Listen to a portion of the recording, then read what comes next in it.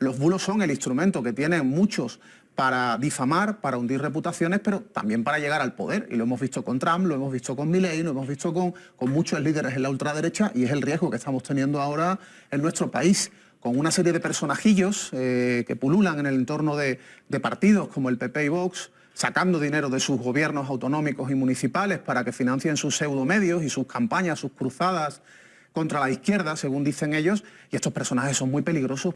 Porque es un combate esto, ¿no? Es un combate, sin duda, es una guerra.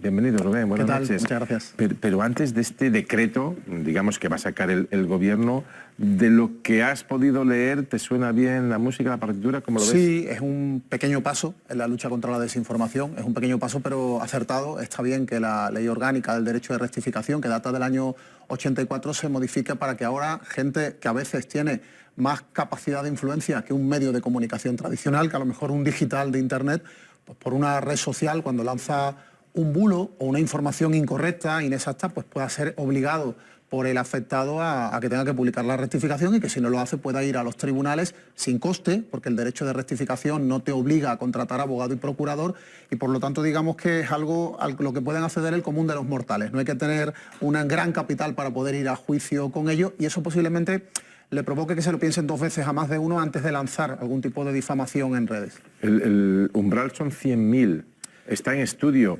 200.000 si suman varias redes, 100.000 ya es un número potente, sobre todo porque alguien puede tener, decía antes, un palentino, porque él es de Palencia y siempre saca el tema de Palencia. Yo soy de Pontevedra y nunca hablo de Pontevedra, pero él siempre saca Palencia en este caso. Un palentino que saca un tuit o un... ¿cómo se llama? ¿La otra red social? La nueva, sí, Blue Sky. Blue Sky. Es una mariposa buena, azul, ¿no? Sí. La buena.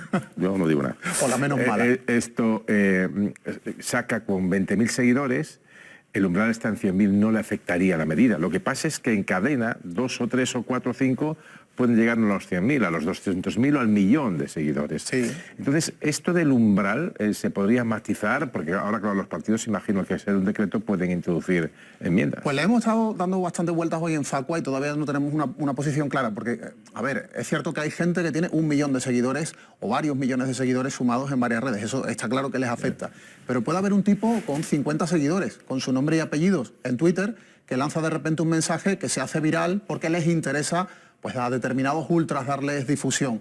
¿Ahí estaría afectado por la norma? No, pero en cualquier caso, yo parto de que hay que establecer algún tipo de mecanismo, algún dato objetivo por el cual poder decir a quién sí y a quién no, pero insisto, en cualquier caso le afecta la ley orgánica que regula el derecho al honor, a la intimidad y a la propia imagen. Es decir, el derecho de rectificación es una cosita muy light, en la cual obligan a un medio, ahora a un famoso, a una persona popular, a publicar la versión del aludido en una información que puede ser no un bulo, sino incluso inexacta, pero la ley que regula nuestro derecho al honor o el Código Penal en materia de injurias y calumnias lo que plantea es que si te difaman, pueden condenar al contrario, pueden condenarlo incluso a prisión si se trata de calumnias, y además si te difaman te pueden pagar una indemnización. La ley de rectificación no regula ningún tipo de indemnización, no sale caro ser condenado, simplemente sale caro a nivel, digamos, público, a nivel de, digamos, el hecho de que trascienda, que una persona, mira, yo por ejemplo tengo 6 sentencias contra Javier Negre por derecho de rectificación, es un tipo al que no le gusta rectificar nada en relación a sus bulos. Bueno, pues esas 6 sentencias no le han costado más dinero que pagarme las costas en algún caso, pero bueno, al menos sí se le obliga a publicar mi versión de los hechos. Yo empecé a sufrir el fenómeno de los bulos, de la desinformación por parte de personajes importantes en la extrema derecha allá por el año 2012, hace más de una década. Pineda, que tenía una pseudo asociación de consumidores, quería acabar con Facua, éramos su enemigo a batir, y a mí me utilizó como la vía, ¿no?, para, desacreditándome, destruir la imagen de Facua. Y me pone campañas de difamación en marcha, desde colocar carteles con mi cara y un rótulo de Se Busca por Sevilla y por varias ciudades más en Andalucía, diciendo que soy un delincuente, que Facua es una organización mafiosa, hasta montar una campaña difundiendo la idea, el rumor de que yo soy un pedófilo.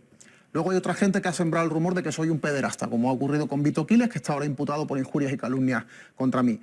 Son muchas campañas paralelas inventando todo tipo de historias a las que yo tengo que reaccionar. Tengo que reaccionar para defender, evidentemente, el honor de mi organización y para defender el mío propio. Y a mí no me queda otra, más allá de decir públicamente es mentira, desmontar todas las falacias, a mí no me queda otra que ir a los tribunales contra este tipo. Le pongo 2 demandas, Facua le pone otras 2, le ganamos las 4, hay condenas que veo que son incluso pioneras a nivel mundial. Nunca se había condenado un señor a tener que tuitear durante 30 días consecutivos que está condenado por difamación, y además lo tuvo que hacer desde prisión. Y voy viendo cómo de alguna manera el fenómeno de los bulos pues puede tener una respuesta, y armar las respuestas, lograr que tengan repercusión, lograr condenas que puedan ser llamativas, pues puede hacer que incluso a veces tengan más repercusión esas reacciones y esos éxitos judiciales que los propios bulos. Tenía una sentencia en la que una señora que había estado en prisión durante 3 años me denunció argumentando que la había difamado por llamarla timadora, y acaban de anular la sentencia, con lo cual digamos que mi expediente no tiene ninguna mancha. Los bulos pueden cargarse un gobierno, pueden cargarse a un líder político, pueden traer una dictadura. Hemos visto lo que ha ocurrido históricamente, pues no sé, con la Alemania nazi, ¿no? Donde hay una serie de bulos que provocan el vender la idea de que el incendio del Reichstag fue obra de un inmigrante a las órdenes del Partido Comunista, y eso provoca persecución y llegar luego a una dictadura donde se produce incluso un genocidio, ¿no? Los bulos son el instrumento que tienen muchos para difamar, para hundir reputaciones, pero también para llegar al poder. Y lo hemos visto con Trump, lo hemos visto con Milei, lo hemos visto con muchos líderes en la ultraderecha, y es el riesgo que estamos teniendo ahora en nuestro país, con una serie de personajillos que pululan en el entorno de partidos como el PP y Vox, sacando dinero de sus gobiernos autonómicos y municipales para que financien sus pseudomedios y sus campañas, sus cruzadas contra la izquierda, según dicen ellos, y estos personajes son muy peligrosos, bulos de gente que tienen un perfil, yo diría, mesiánico, ¿no? Pero ¿por qué entonces las redes sociales son tan importantes, o ciertos perfiles de redes sociales son capaces en ciertas plataformas de comer el terreno a los medios tradicionales? Hombre, las redes son un instrumento clave de viralización de mensajes en positivo y en negativo. Las redes fueron hace ya muchos años claves para la movilización ciudadana, en defensa de derechos perfectamente legítimos, y hoy las redes son también instrumentos claves para mover bulos muy graves, y sobre todo ayudados en el caso de Twitter por ese algoritmo que está favoreciendo discursos de la extrema derecha que son generalmente mentiras. ¿Sabéis? ¿Recuerda lo que pasó con Cambridge Analytica en Estados Unidos hace ya años, cuando Trump ganó por primera vez las elecciones? También ha habido una estrategia de manipulación, de acceso a datos que provocaban que a determinados perfiles le llegaran ciertos mensajes que generalmente eran bulos, o ahora en unas elecciones recientes o en las próximas que pueda haber en España, también los bulos que favorecen determinadas redes sociales alterando el algoritmo, pues pueden dar lugar también a alterar resultados electorales, porque a la gente le llega sobre todo desinformación contra quien gobierna. Bulos han existido toda la vida y tenemos medios de comunicación que se han dedicado a difundir, muy prestigiosos, que se han dedicado a difundir mentiras, sencillamente, a lo largo de la historia. El problema ahora no está tanto en la mentira, en el bulo, sino está en la red, a través de las cuales circulan, ¿no? Y estamos todavía en la prehistoria, en los inicios, porque es que cuando la inteligencia artificial ya entre definitivamente, vamos a tener bulos a medida. Es decir, van a fabricar bulos que se van a dirigir a un individuo concreto, que a lo mejor le han hecho una revisión de Hacienda y le va a llegar un mensaje diciendo: el gobierno te está robando dinero, y te va a llegar con nombre y apellidos a tu teléfono móvil. Y este es el verdadero problema, ¿no? El verdadero problema es que tenemos que educar no solamente a los más jóvenes, que muchas veces nos fijamos en los más jóvenes, sino a toda una sociedad que está en estos momentos viviendo en este nuevo bosque que nos ha surgido, para combatir los bulos. Somos muy manipulables, sobre todo ciertos perfiles en la población, donde hoy que estamos muchos periodistas debatiendo sobre la inteligencia artificial, cómo puede de repente en cuestión de minutos montar un vídeo de un presidente de gobierno, pues yo qué sé, asesinando a quien sea o diciendo una barbaridad, y eso es muy fácil de hacer rápidamente. Estamos discutiendo sobre eso, sobre el peligro que puede tener la inteligencia artificial, pero es que de repente a tu cuñado le llega un mensaje de WhatsApp diciendo que el presidente ha dicho esa barbaridad sin ningún enlace a un medio solvente, simplemente una invención que se difunde por WhatsApp, y tu cuñado se lo cree. Cualquier falacia se la cuelan a muchísima gente que no se preocupa de alguna manera de contrastar lo que le llega, no buscar es que si está en medio solvente. Es que además lo difunde y automáticamente a través de su red de WhatsApp. Por supuesto.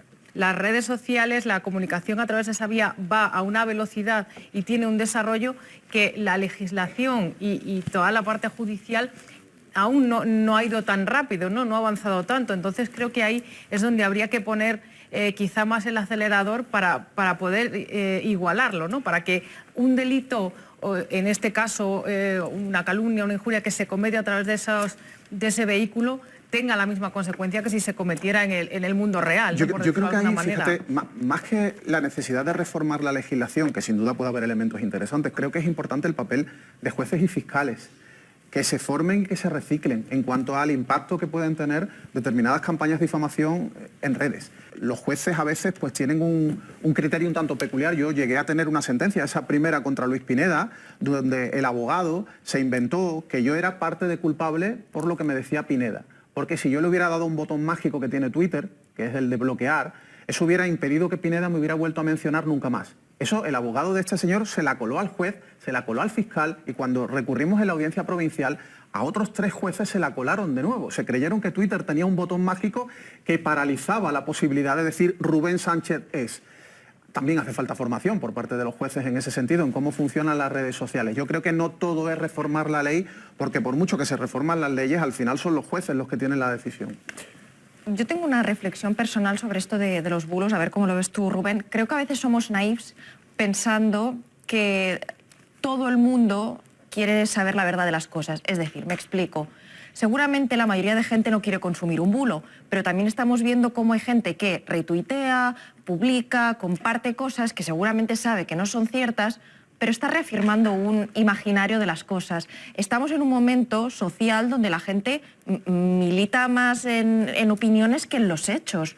Y a menudo muchos de los bulos que se publican sirven para decir, ves, fijaos, yo tenía razón. Y a lo mejor esa persona tal vez tiene hasta sospechas que eso sea cierto, pero eso es muy difícil de combatir. Bueno, es el sesgo de confirmación, ¿no? Mensajes que promueven el discurso de que la inmigración viene aquí a robar, a violar, y de repente alguien lee fulanito de tal que era inmigrante es el autor de la violación. Voy a retuitear porque me confirma la tesis que la ultraderecha me ha metido en la mente, me ha pudrido la mente con ese tipo de discurso pues racista, xenófobo, homófobo. Es responsabilidad también de cada cual el asumir que si redifunden determinados contenidos están contribuyendo a fomentar también ese tipo de discurso tan peligroso. Es responsabilidad individual de cada cual, pero desde luego también habría que tomar muchas más medidas contra quienes difunden los mensajes de odio, y quizás se tendrían que emprender muchas más acciones judiciales por parte de víctimas, pero bueno, también eso es una tarea un tanto titánica en algunos casos cuando son víctimas de difamaciones cada día por parte de decenas de personas distintas.